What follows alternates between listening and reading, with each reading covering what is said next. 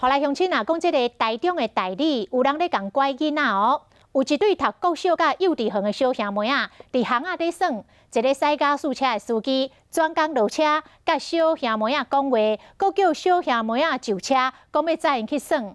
这对小兄妹啊是行到求里壁角的车边，好你佳哉，囡仔爸爸及时出现，大声甲喊，司机才车驶咧赶紧走。这警察尾也有找到迄个司机。司机讲，当时是甲小朋友咧滚耍笑，但是囡仔的父母认为，这个代志无遐尔啊单纯。一台驾驶车停伫巷仔内，司机开门落车，伫路边甲两个小兄妹讲话。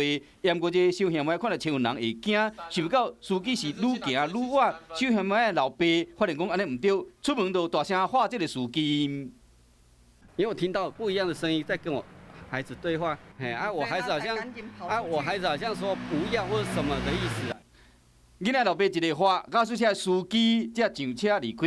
这个老爸一个问囡仔才知影讲，驾驶车的司机讲要载因出去佚佗。那个叔叔说用车载叫我们上车跟他走，他带他去玩，这样子我就觉得怎么会是这样的对话，让我就觉得很恐惧。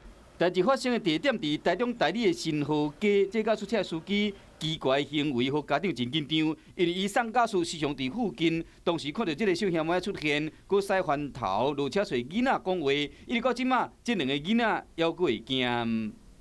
当事人是表示因为他本身有一个小朋友那他是看小朋友可爱，所以是跟小朋友逗着玩。他要带他回他家去玩。你凭什么跟孩子讲这些话？你不会觉得你讲这些话真的很变态吗？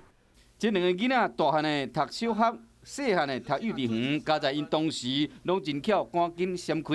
这做老爸及时出面阻止，也若无，驾驶车司机伫当头白日会做出心肝的行为，家长嘛唔敢想。